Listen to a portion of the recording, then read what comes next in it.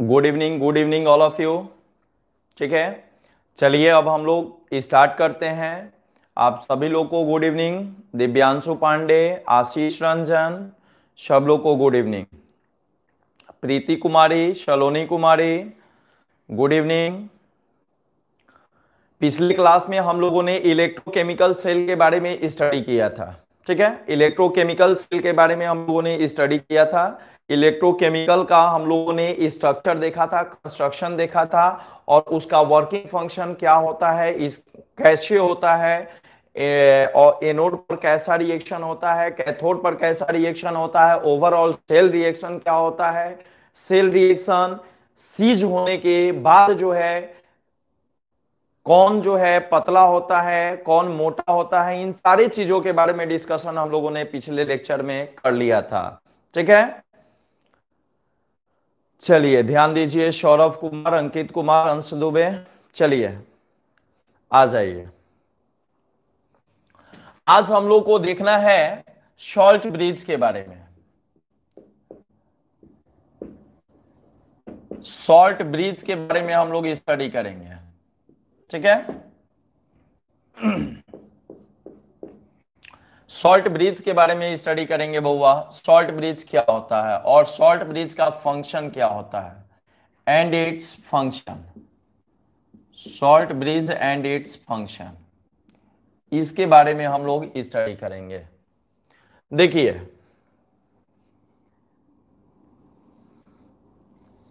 ये आपका हो गया एनोड हाफ सेल। एक बार मैं थोड़ा सा इलेक्ट्रोकेमिकल सेल को डिस्कस कर दे रहा हूं। ये आपका हो गया एनोड हाफ सेल, ये आपका हो गया कैथोड हाफ सेल। ये एनोड हाफ सेल हो गया,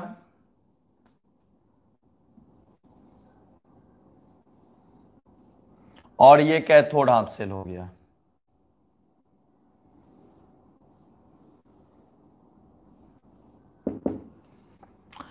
इन दोनों इलेक्ट्रोड को बाहर से कंडक्टिंग वायर द्वारा जो है कनेक्टेड किया होता है। बाहर से ये दोनों इलेक्ट्रोड कंडक्टिंग वायर द्वारा कनेक्टेड होते हैं। ये आपका जो है जेड रॉड होता है, जेड रॉड जो कि एनोड होता है, इस पर पॉजिटिव चार्ज होता है, ये एनोड होता है। ये आपका जो है कॉपर रॉड होता है जो कि निगेटिव चार्ज होता है। ये सॉरी, ये एनोड निगेटिव और कैथोड पॉजिटिव हुआ, कैथोड पॉजिटिव चार्ज होता है। ध्यान दीजिएगा, यहाँ पर जो है ZnSO4 का आपका एक्वस सॉल्यूशन होता है बउआ। यहाँ पर कॉपर सल्फेट का एक्वस सॉल्यूशन होता है। 2 मिनट का वेट कीजिएगा आप लोग। जब सेल रिएक्शन स्टार्ट नहीं हुआ है, जब सेल वर्क करना स्टार्ट नहीं किया है बउआ, जब सेल वर्क करना नहीं स्टार्ट किया हुआ है, ये आपका जो है इलेक्ट्रोलाइटिक इलेक्ट्रोलाइटिक सॉल्यूशन कहलाता है। ठीक है, जो मेटल होता है उसी का साल्ट सॉल्यूशन यूज करते हैं। यहां पर भी जो मेटल होता है उसी का सॉल्ट सॉल्यूशन हम लोग यूज करते हैं। यह भी इलेक्ट्रोलाइटिक सॉल्यूशन और ये भी इलेक्ट्रोलाइटिक सॉल्यूशन है। और देखिए, जब सेल रिएक्शन स्टार्ट नहीं होता है तब यहां पर इस इलेक्ट्रोलाइट्स के जो आयंस होते हैं बउआ, केटायन और एनायन, इनका कंसंट्रेशन इक्वल होता है। जो इलेक्ट्रोलाइट्स के केटायंस और एनायंस हो गए, इनका कंसंट्रेशन इक्वल होता है। अब आ जाइए, सेम कंडीशन यह कब इक्वल होगा? Zn2 प्लस और SO4 2 माइनस का नंबर ऑफ आयंस, यानी नंबर ऑफ केटायंस और नंबर ऑफ एनायंस कब इक्वल होगा? जब सेल रिएक्शन स्टार्ट नहीं हुआ रहेगा तब। सेल रिएक्शन जैसे ही स्टार्ट होगा तो देखिए क्या होता है। हाँ, गुड इवनिंग, गुड इवनिंग। चलिए, कंसंट्रेट होकर के सुनिए, और उसके बाद हम लोग देखेंगे शॉर्ट ब्रिज को। यहां पर भी इन दोनों का बउआ कंसंट्रेशन इक्वल होता है। ठीक है,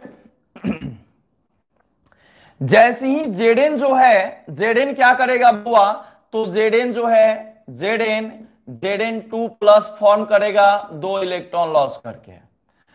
ठीक है, तो जैसे ही Zn टू फॉर्म करेगा तो यह Zn2+ इस सॉल्यूशन में बहुआ, चूंकि Zn रॉड इसी में डूबा हुआ है ना, तो Zn2+ जो बनाएगा वह इस सॉल्यूशन में डिसॉल्व होते जाएगा बहुआ। आज Zn2+ का कंसंट्रेशन जो है वह SO4 2- से बढ़ते जाएगा, यानी after starting the cell reaction the concentration of Zn2+ ion increases than the sulphate ion. ठीक है, यानी ये आपका पूरा का पूरा जो सॉल्यूशन होगा ये कैसा चार्ज हो जाएगा, सेल रिएक्शन जब स्टार्ट हो जाएगा बउआ तो यह पूरा का पूरा सॉल्यूशन आपका पॉजिटिवली चार्ज हो जाएगा। पूरा का पूरा सॉल्यूशन आपका कैसा चार्ज हो जाएगा, पॉजिटिवली चार्ज हो जाएगा। ध्यान दीजिए, ये पूरा का पूरा सॉल्यूशन पॉजिटिव चार्ज हो जाएगा। Zn जो है वह क्या कर रहा है, इलेक्ट्रॉन को लूज कर रहा है, और यह जो है इलेक्ट्रॉन कंडक्टिंग वायर से इधर जाने का प्रयास करेगा। और यहां पर चूंकि यह देखिए ये आपका Zn रॉड है और यह पॉजिटिवली चार्ज सॉल्यूशन में डूब जाएगा। पहले तो हम लोगों ने जब इस रॉड को जिस सॉल्यूशन से डुबा करके रखा था वह सॉल्यूशन आपका न्यूट्रल था। हमने जब इस रॉड को सॉल्यूशन से डुबा करके रखा था तब यह सॉल्यूशन बहुआ न्यूट्रल था, लेकिन जैसे ही सेल रिएक्शन स्टार्ट होगा यहां पर जो है इस सॉल्यूशन में number of ions of Zn2+ यह बढ़ने लगेगा number of ions of sulphate ion से। इसका मतलब कि यह सॉल्यूशन पॉजिटिवली चार्ज हो जाएगा। अब पॉजिटिवली चार्ज में आपका यह रॉड डूबा हुआ है, तब क्या होगा, अब क्या यह इलेक्ट्रॉन को बाहर जाने देगा, क्योंकि यहां पर इसके इलेक्ट्रॉन यह जो इलेक्ट्रॉन लूज करेगा और यह सॉल्यूशन कैसा, इलेक्ट्रॉन पर माइनस चार्ज और सॉल्यूशन पॉजिटिव चार्ज है, तो दोनों में क्या होगा, अट्रैक्शन होगा।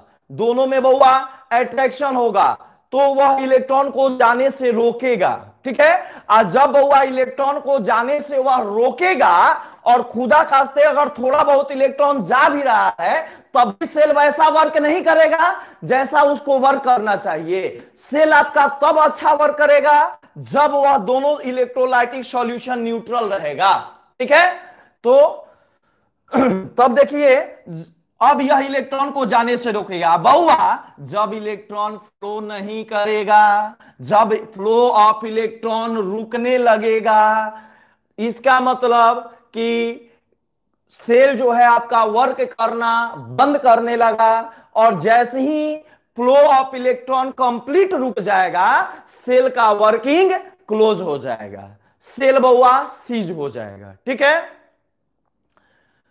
तब क्या होगा, तो इसी चीज को रोकने के लिए, इसी चीज की न्यूट्रलिटी को बनाए रखने के लिए क्या हुआ, ताकि जो है दोनों सॉल्यूशन का न्यूट्रलिटी क्या रहे, कायम रहे। इसको कायम रखने के लिए ही हम लोग क्या लगाते हैं बउआ, तो दोनों हाफ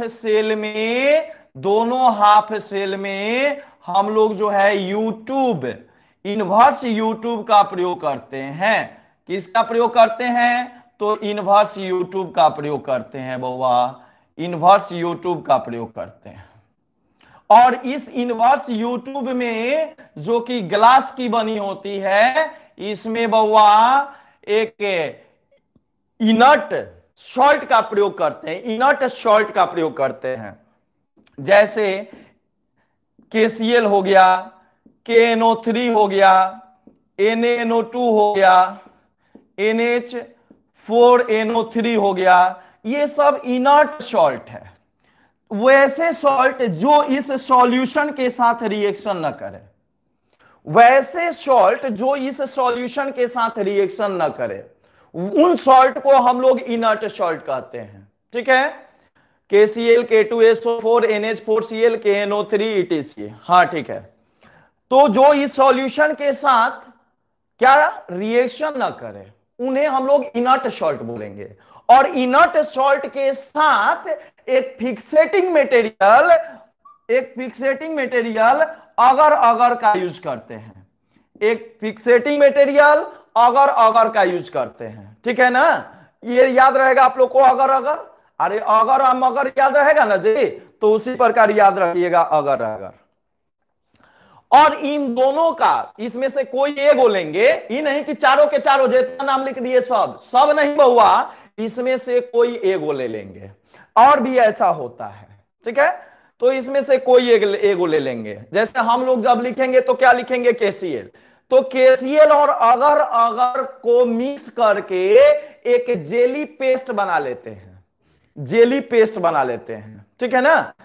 सॉल्यूशन नहीं, एक सॉल्यूशन नहीं बहुआ, जेली पेस्ट। सॉल्यूशन आप जब इसमें डाल दीजिएगा तो पूरा का पूरा जो है यह कहां आ जाएगा, तो इस सॉल्यूशन में आके मिक्स हो जाएगा, तो कोई फायदा नहीं होगा।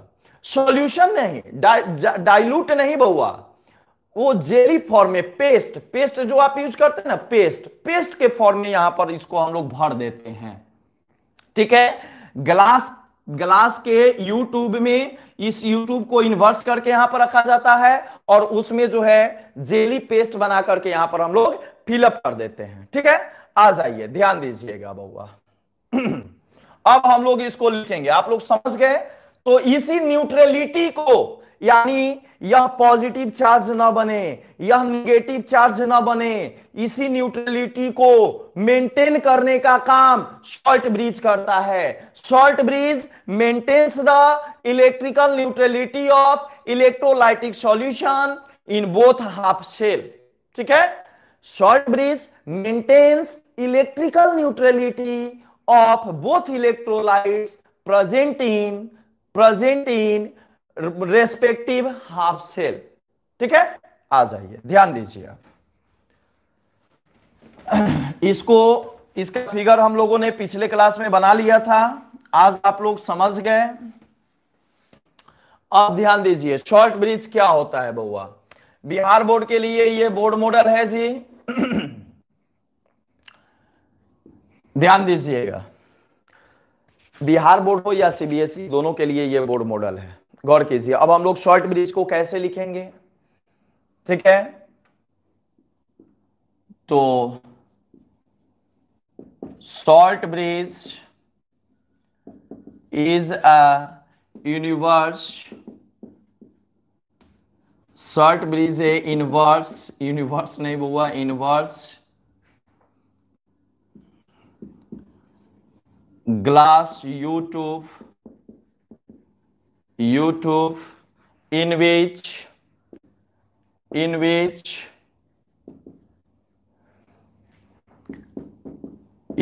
salt such as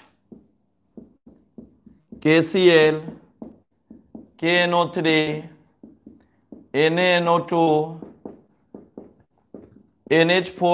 NH4NO2 etc used in which inert salt such as, ये मिक्स्ड विथ, इसको मिक्स पहले हम लोग कर लेते हैं, मिक्स्ड विथ फिक्सेटिंग मटेरियल, और फिक्सेटिंग मटेरियल का काम कौन करता है, अगर अगर। फिक्सेटिंग मटेरियल अगर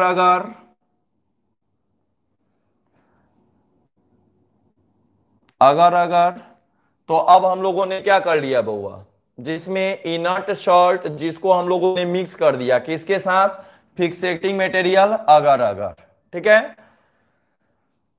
प्रेजेंट इन पेस्ट फॉर्म हुआ, पेस्ट फॉर्म के रूप में होता है, एक्वस सॉल्यूशन के रूप में नहीं होता है। इसका पेस्ट हम लोग यूज करते हैं, पेस्ट के फॉर्म में होता है, ध्यान दीजिएगा।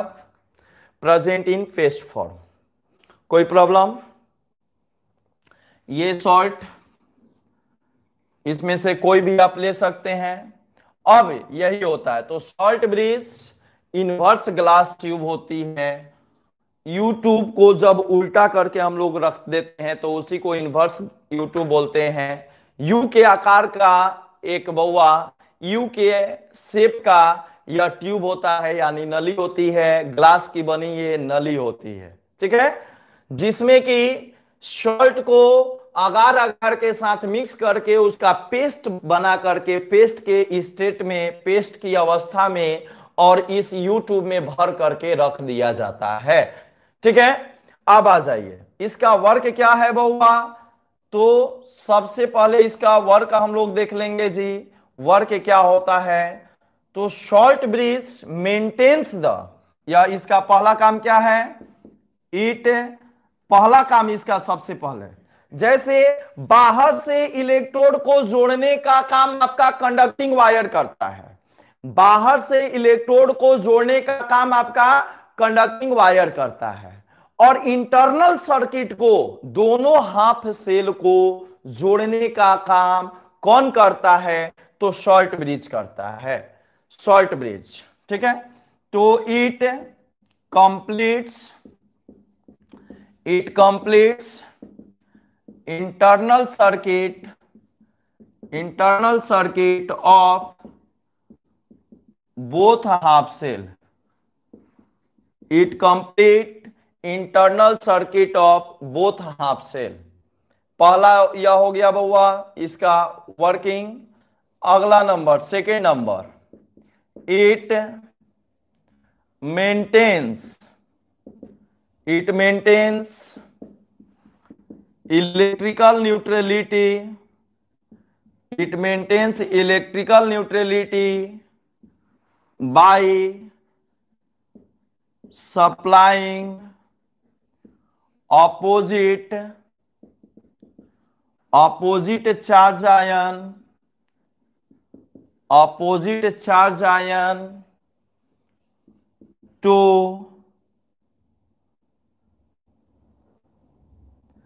Anode half cell and cathode half cell. तो it maintains electrical neutrality by supplying opposite charge ion to anode half cell and cathode half cell, ठीक है, यह चीज हो गया। यह क्या करता है बुआ, तो दोनों को अपोजिट चार्ज आयन सप्लाई करके और इलेक्ट्रिकल न्यूट्रलिटी को मेंटेन करता है, इलेक्ट्रिकल न्यूट्रलिटी को मेंटेन करता है। हाँ, it complete the circuit allowing flow of electrons means internal circuit, ठीक है। इंटरनल सर्किट वही हो गया बउआ, जैसे हम लोग यहाँ पर जो बनाए हुए थे ना, एनोड हाफ सेल और कैथोड हाफ सेल, तो दोनों को जो है यह आपका जो है जोड़ने का काम करता है अंदर से, क्योंकि बाहर से तो दोनों इलेक्ट्रोड कंडक्टिंग वायर द्वारा जुड़ा हुआ है, तो अंदर से सर्किट को जोड़ने का काम करता है, इसलिए वहां पर जो है हम लोग क्या बोल दिए हैं, इंटरनल सर्किट लिख दिए हैं कि it completes the internal circuit, ठीक है।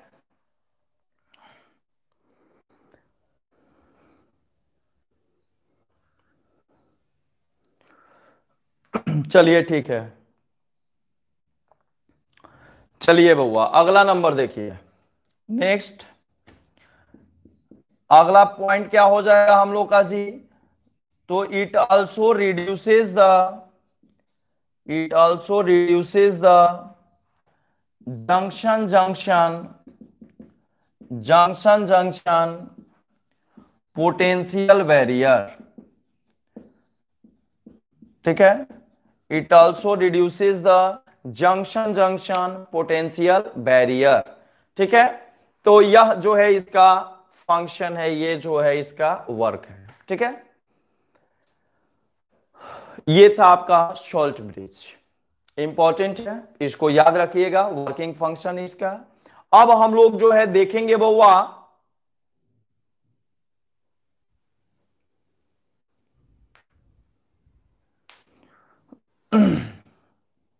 जंक्शन जो दोनों हाफ सेल हो गया, वही बउआ जंक्शन है। दोनों इलेक्ट्रोलाइटिक जो सॉल्यूशन हो गया उसी के बारे में, उसी के जंक्शन के बारे में हम लोग बात कर रहे हैं। अब ध्यान दीजिएगा, या तो सॉल्ट ब्रिज और इसका फंक्शन हो गया। पिछले क्लास में हम लोगों ने इलेक्ट्रोकेमिकल सेल के बारे में स्टडी कर लिया, डेनियल सेल के बारे में स्टडी करा। अब हम लोग को देखना है, अब हम लोग को देखना है बउआ कि रिप्रेजेंटेशन ऑफ इलेक्ट्रोकेमिकल सेल कैसे होता है। इलेक्ट्रोकेमिकल सेल को हम लोग रिप्रेजेंट कैसे करते हैं, क्वेश्चन वगैरह जो आपको दिया रहता है उसमें इलेक्ट्रोकेमिकल सेल को क्या उतना लंबा लंबा जो है फिगर बना करके करता है? नहीं बउआ, उसको जो है रिप्रेजेंट करने का एक तरीका होता है, एक मेथड होता है। ध्यान दीजिएगा, गौर कीजिए। अगला टॉपिक है हम लोग का रिप्रेजेंटेशन ऑफ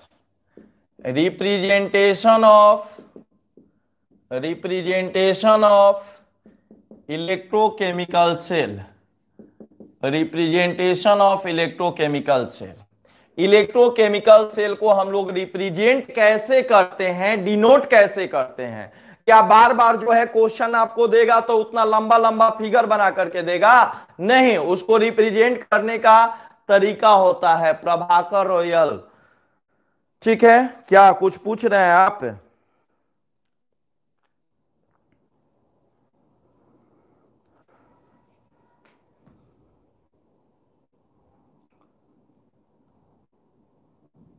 चलिए ठीक है, ध्यान दीजिए।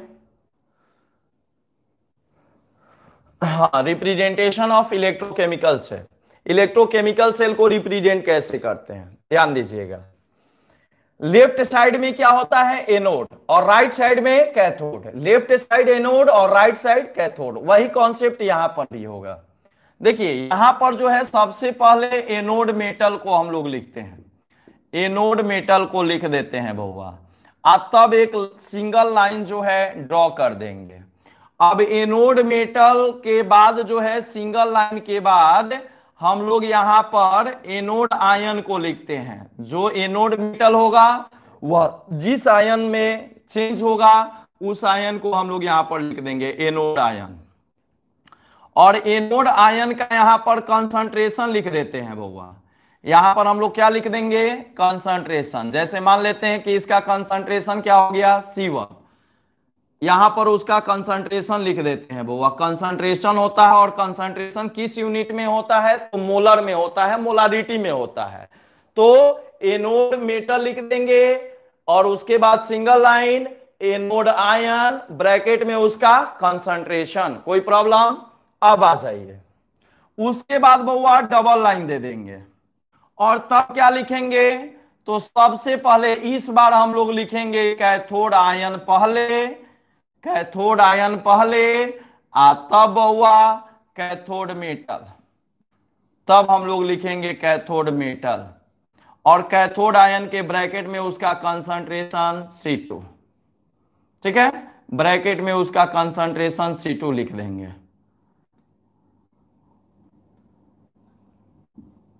ठीक है, अब आ जाइए, एनोड कैसा चार्ज होता है? तो एनोड निगेटिवली चार्ज होता है, और कैथोड कैसा चार्ज होता है? तो कैथोड पॉजिटिवली चार्ज होता है। ये हो गया आपका रिप्रेजेंटेशन। ये क्या हो गया बउआ? आपका रिप्रेजेंटेशन हो गया। एग्जाम्पल जैसे गैल्वेन, उसका डेनियल सेल की बात हम लोग करें तो डेनियल सेल में मैंने बताया था बउआ, एनोड के रूप में किसका प्रयोग करते हैं? Zn का, और कैथोड के रूप में किसका प्रयोग करते हैं? तो कॉपर का।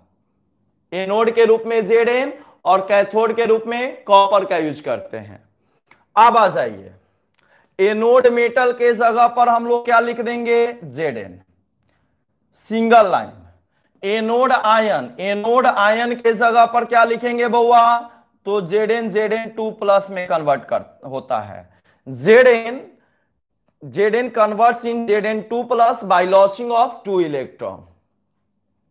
अब यहां पर जो है इसका कंसंट्रेशन कितना होता है याद होगा आप लोग को? बताइए बउआ। डेनियल सेल में इलेक्ट्रोलाइटिक सॉल्यूशन जो होते हैं उसके आयन का कंसंट्रेशन कितना होता है। यहां पर बताइएगा जी, Zn2+ का कंसंट्रेशन मैं कितना लिखूं, बताइए,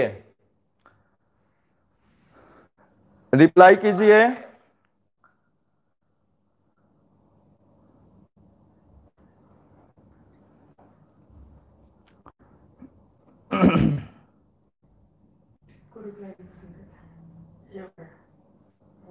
वन मोलर। और कोई बउआ, यहां पर Zn2+ का कंसंट्रेशन कितना लिखें, और किसी का रिप्लाई?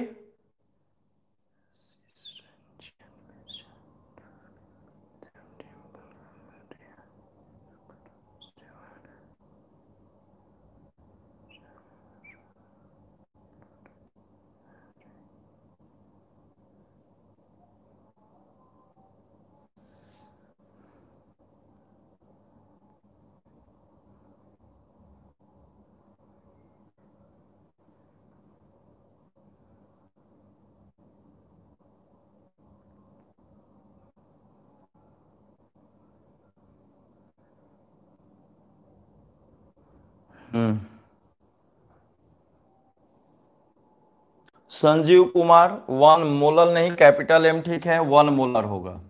इसका कंसंट्रेशन कितना, वन मोलर, ठीक है। अब आ जाइए, अब यहां पर डबल लाइन देंगे, उसके बाद क्या होगा, Cu2+, और इसका भी कंसंट्रेशन कितना होता है, वन मोलर, यानी यूनिट कंसंट्रेशन होता है। डेनियल सेल जो होता है वह वैसा इलेक्ट्रोकेमिकल सेल होता है जिसमें इलेक्ट्रोलाइटिक सॉल्यूशन का कंसंट्रेशन यूनिट मोलर होता है बउआ। तो यूनिट मोलर का मतलब वन मोलर, ठीक है। और यहां पर क्या हो जाएगा जी, Cu हो जाएगा। तो ये आपका डेनियल सेल का रिप्रेजेंटेशन हो गया, ठीक है। अब आ जाइए, तो इस प्रकार से रिप्रेजेंट करेगा। जो लेफ्ट साइड, यह जो डबल लाइन है बउआ, उसके लेफ्ट साइड में जो होगा, ये हो गया आपका लेफ्ट साइड। और लेफ्ट साइड में कौन होगा, तो लेफ्ट साइड में आपका एनोड हाफ सेल होता है। कौन half cell, anode half cell. और राइट साइड में कौन होता है, तो राइट साइड में कैथोड हाफ सेल होता है। राइट साइड में कैथोड हाफ सेल होगा, cathode half cell, cathode half cell, ठीक है। चलिए ध्यान दीजिए, अब आपके सामने एक क्वेश्चन है बउआ, ठीक है। ऑब्जेक्टिव में ऐसा क्वेश्चन देगा, ऑब्जेक्टिव में ऐसा क्वेश्चन देगा जी, ध्यान दीजिएगा, ऑब्जेक्टिव में आपको क्वेश्चन देगा, क्या क्वेश्चन देगा जी,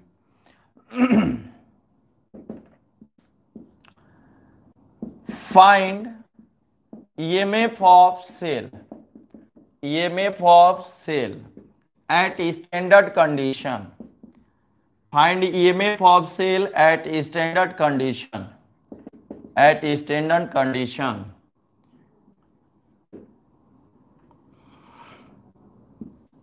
of following। आ जाइए, यहां पर आपका रिप्रेजेंटेशन दिया हुआ है, यहां पर रिप्रेजेंटेशन दिया हुआ है बउआ, Zn, Zn2+, यहां पर जो है इसका कोई कंसंट्रेशन पार्टिकुलर नहीं दिया हुआ है, एक्वस सॉल्यूशन कर दिया है। और उसके बाद बउआ यहां पर दिया हुआ है कि Ag+ जो है वह किस में कन्वर्ट हो रहा है, Ag में कन्वर्ट हो रहा है। तो पहला चीज कि आप जो है इसको कैलकुलेट कीजिए और कैलकुलेट करके बताइए। ईएमएफ ऑफ सेल का मतलब क्या हो गया जी, सेल पोटेंशियल।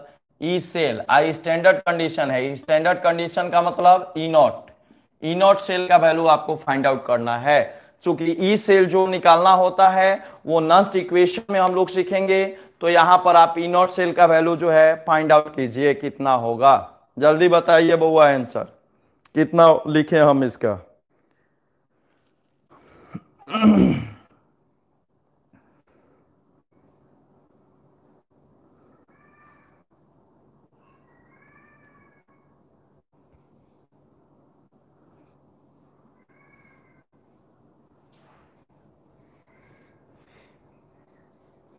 आ गया जी किसी का आंसर?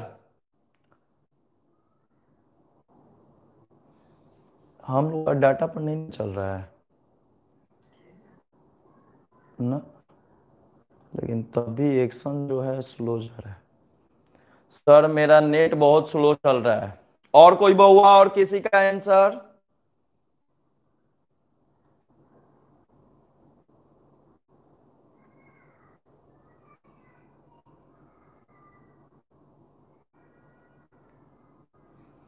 चलिए ध्यान दीजिए, इसका आंसर लाने के लिए आपको जो है क्या पता होना चाहिए, ई नॉट का वैल्यू पता होना चाहिए कि जेड के लिए ई नॉट का वैल्यू कितना होता है, एजी के लिए ई नॉट का वैल्यू कितना होता है। ठीक है, तो ई नॉट का वैल्यू अगर आपको पता रहेगा बउआ तो आप इस क्वेश्चन को आसानी से बना सकते हैं। ठीक है, एजी का नहीं जेडएम का मालूम है। हाँ तो ठीक तो है, ऊपर में जो मनीष सिंह का जवाब आया हुआ है -0.76, तो वह एजी का वह जो है जेडएन का वैल्यू होता है और एजी का वैल्यू जो है 0.80 होता है बउआ। ठीक तो है, अच्छा है बउआ।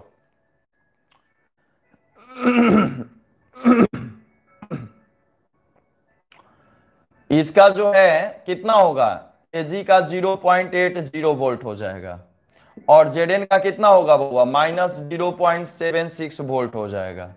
कोई प्रॉब्लम? अब आप इसको बना लीजिए। जिसका पोटेंशियल वैल्यू कम होगा वह एनोड होगा, जिसका ज्यादा होगा वह कैथोड होगा।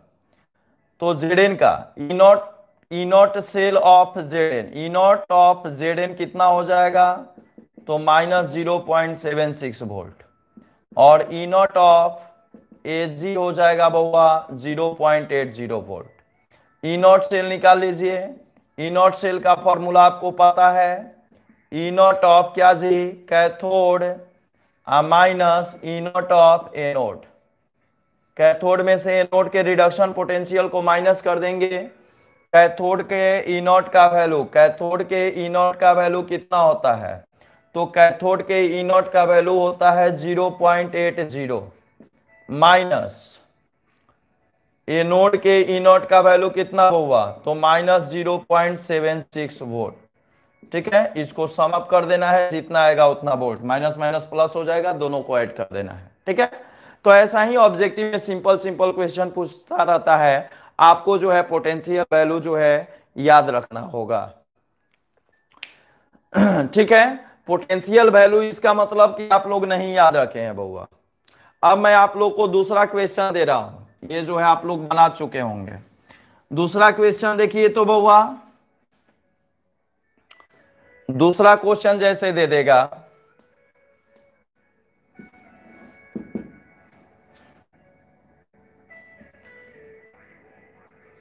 Cu और Cu2+ दे दिया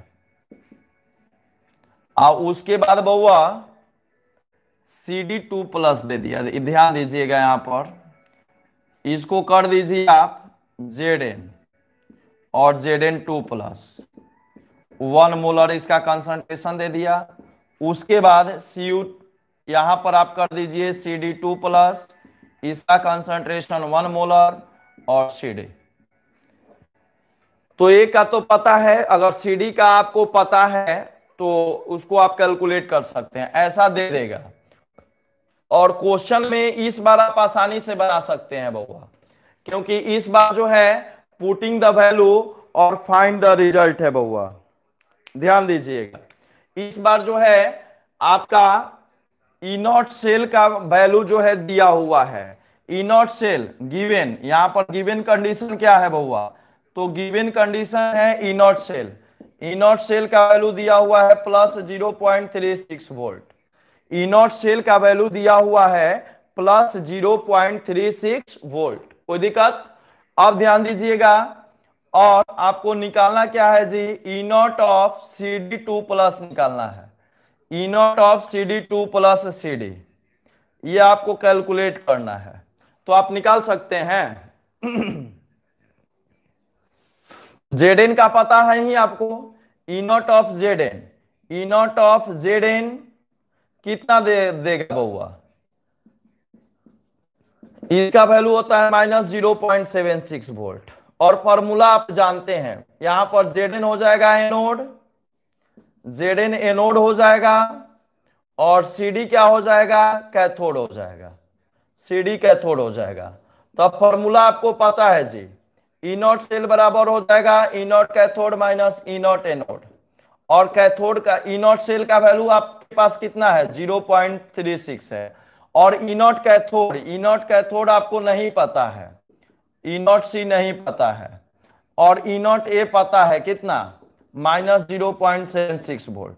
अब आप वहां से वैल्यू उसका कैलकुलेट कर लीजिए, आप उसका वहां से वैल्यू बहुआ कैलकुलेट कर सकते हैं।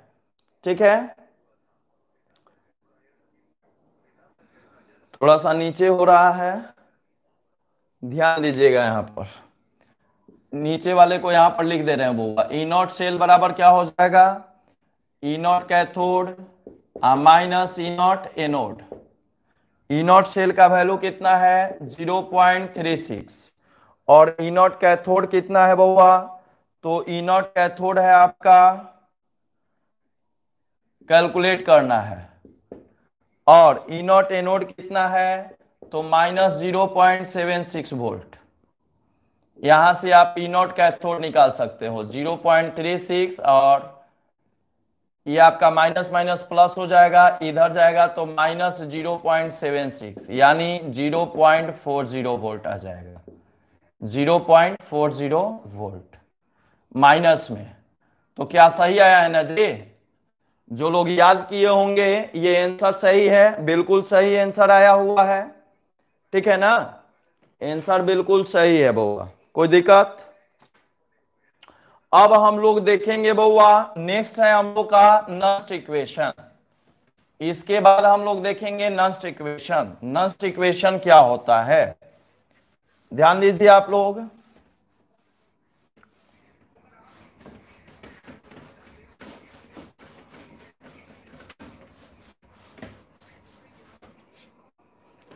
नस्ट इक्वेशन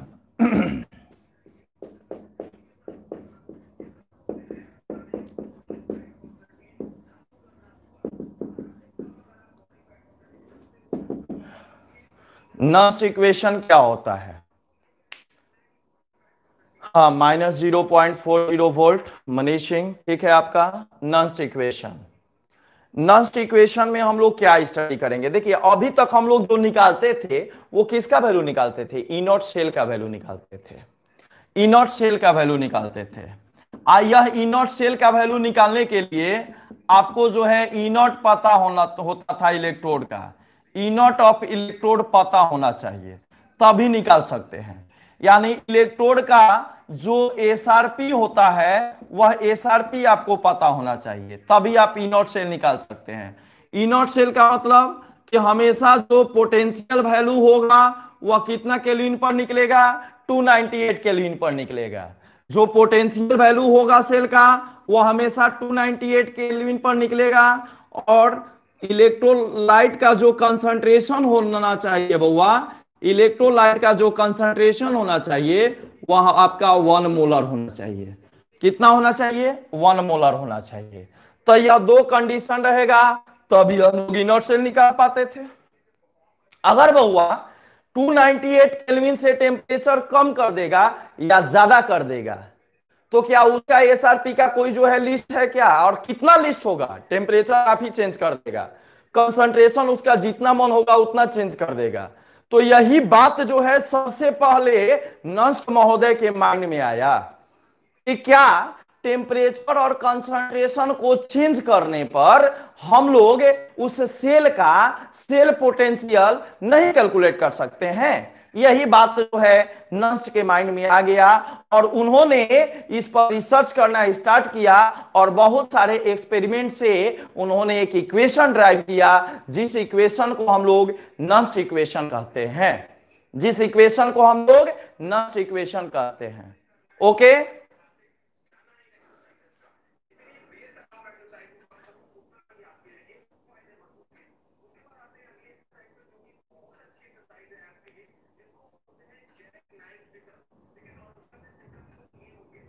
अब आपका कॉन्सेप्ट समझने के लिए सत्यम कुमार हमको पूरा मैसेज पढ़ना होगा, ठीक है ना।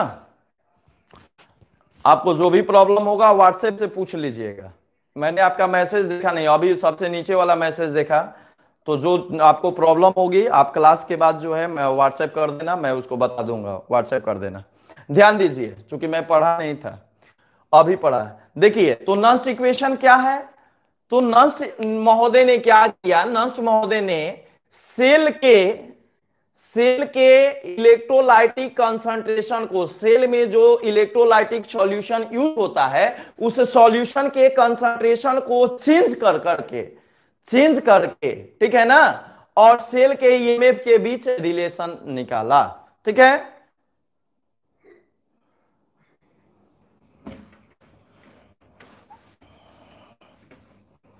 तो हम लोग लिखेंगे बउआ,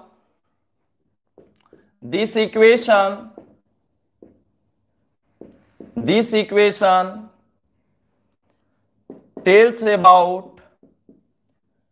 tells about the relation of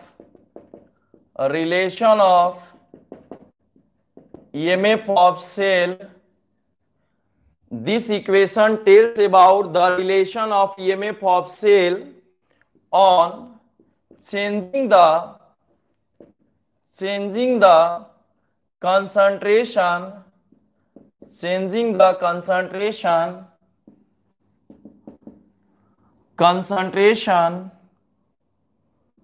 and temperature, on changing the concentration and temperature, concentration इन लिख करके चलिए on changing the concentration of electrolytic solution,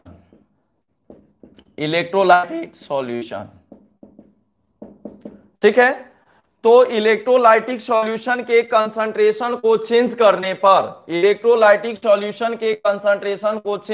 पर सेल के ईएमएफ में कितना चेंजिंग आता है, इसके बीच के रिलेशन को कौन बताते हैं, तो नस्ट बताते हैं। टेम्परेचर को मैं वहां पर 298 केल्विन ही छोड़ दिया हूं, ठीक है। इसलिए ऐसा किया है मैंने क्योंकि नस्ट महोदय ने भी 298 केल्विन ही टेम्परेचर को छोड़ दिए हैं, और इसलिए इसका एक डाटा आएगा और उसी डाटा को का हम लोग फॉर्मूला में यूज करेंगे, इसलिए मैंने टेम्परेचर को वहां से हटा दिया। ध्यान दीजिएगा आप लोग, उनका भी कैलकुलेशन जो है 298 केल्विन पर ही आया हुआ है।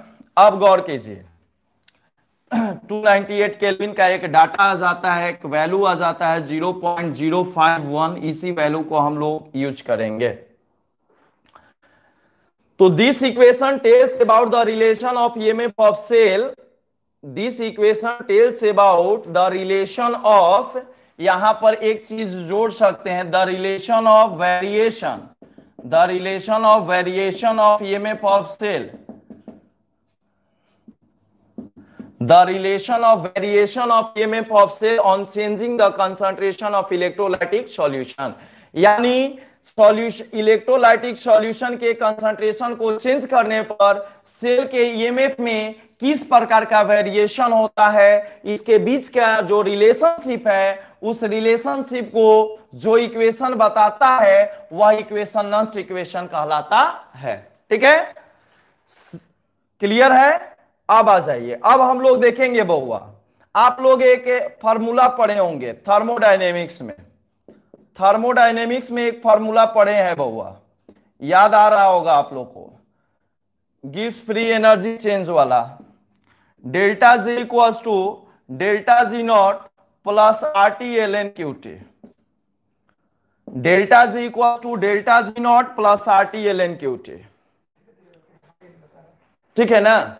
ध्यान दीजिए, अब इसको हम लोग क्या कहते हैं, डेल्टा जी को हम लोग कहते हैं बउआ where delta G equals to हो जाएगा change in Gibbs free energy,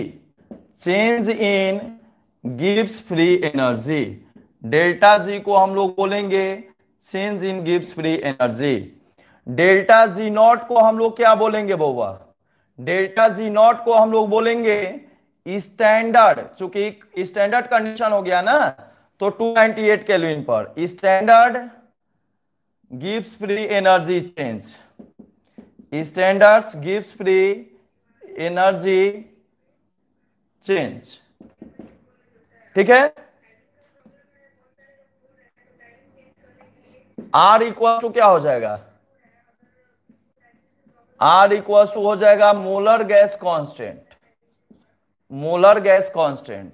ठीक है, इसका वैल्यू हो जाएगा बउआ 8.314, 8.314 जूल पर मोल केल्विन। यहां से इक्वेशन ड्राइव हुआ है नष्ट का, यहां से इक्वेशन ड्राइव हुआ है बउआ नष्ट का। ठीक है ना, मैं डायरेक्ट नहीं बता रहा हूं, ड्राइव करूंगा कैसे उन्होंने ड्राइव किया था। ठीक है, तो आ जाइए, टी, टी क्या हो जाएगा, टी हो जाएगा आपका केल्विन टेम्परेचर। टी क्या हो जाएगा जी, केल्विन टेम्परेचर। एलएन क्या हो जाएगा, तो एलएन होता है नेचुरल लॉग, एलएन होता है नेचुरल लॉग। ठीक है, और क्यूटी को हम लोग बोलते हैं, क्यूटी होता है रिएक्शन कोशिएंट,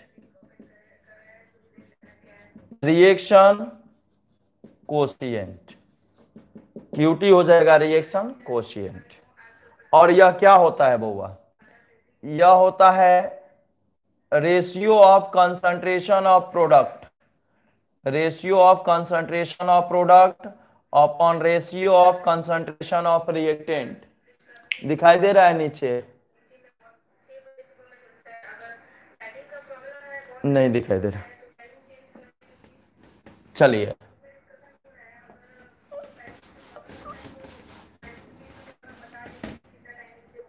ध्यान दीजिए।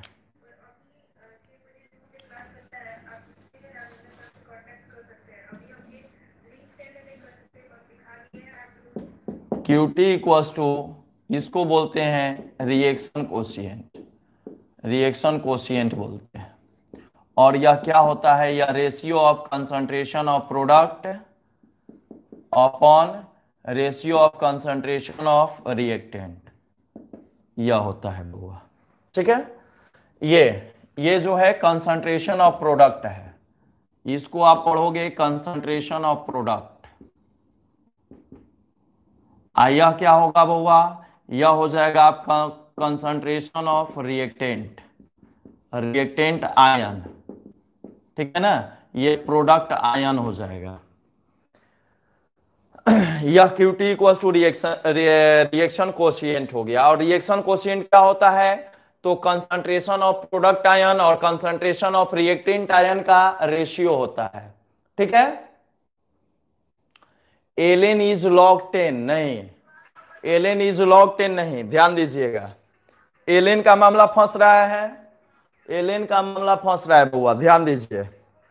एलएन इक्वल्स टू होता है 2.303 लॉग टू दी बेस 10, यानी एलएन को जब लॉग टू दी बेस 10 में कन्वर्ट करना होगा तो उसको हमें 2.303 से मल्टीप्लाई करना होगा, उसे हमें 2.303 से मल्टीप्लाई करना होगा बउआ। ठीक है, और ध्यान दीजिएगा आप लोग, जाने से पहले आज जो है आप लोग को बिना मेरी इजाजत का जो है खुद से नहीं चले जाना है। ठीक है, जाने से पहले मैं सबको जो है एक मैसेज करना होगा, मैं बोलूंगा, उसके बाद आप लोग को जाना है।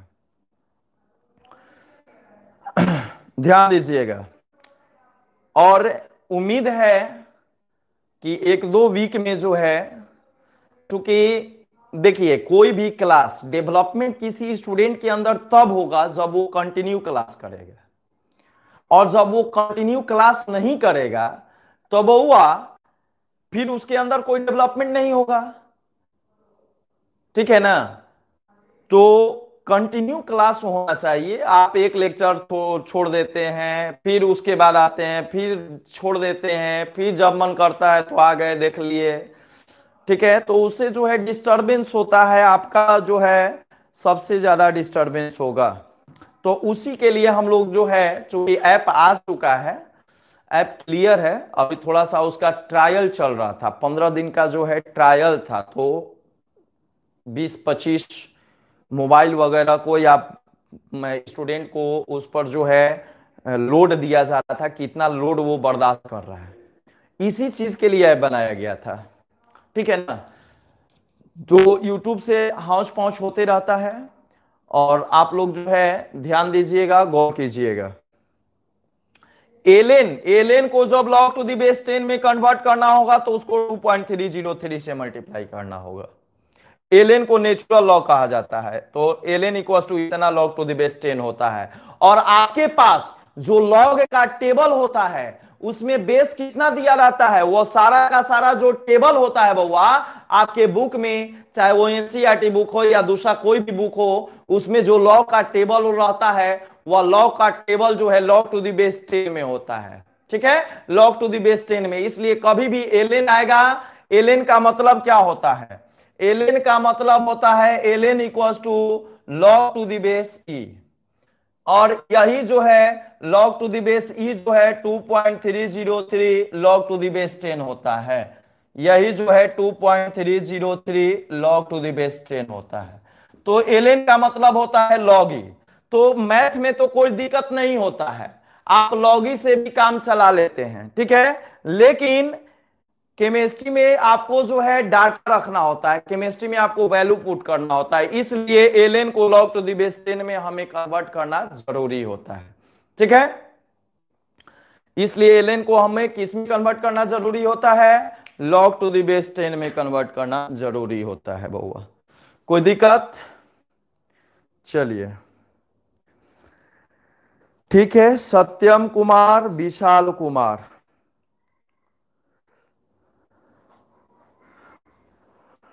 रविरंजन कुमार, मुकेश कुमार, मनीष सिंह, कुंदन कुमार, सौरभ कुमार, अंश दुबे, संजीव कुमार, रंजीत कुमार। ठीक है,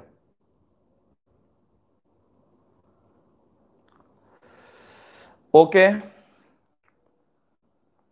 good night to everyone. Time आप लोग का हो चुका है, अब इसके आगे जो है हम लोग नेक्स्ट क्लास में पढ़ेंगे। ठीक है, good night, good night everyone. अब हम लोग इसके आगे जो है नेक्स्ट क्लास में स्टडी करेंगे। ठीक है, नेक्स्ट क्लास में मैं आपको लेकर के चलूंगा डेल्टा जी के फॉर्मूला से, जो कि माइनस एन एफ ई होता है। Delta G equal to minus N F E और delta G naught equal to minus N F E naught से आप लोग का जो है स्टार्टिंग होगा। ठीक है, ओके बाय, गुड नाइट।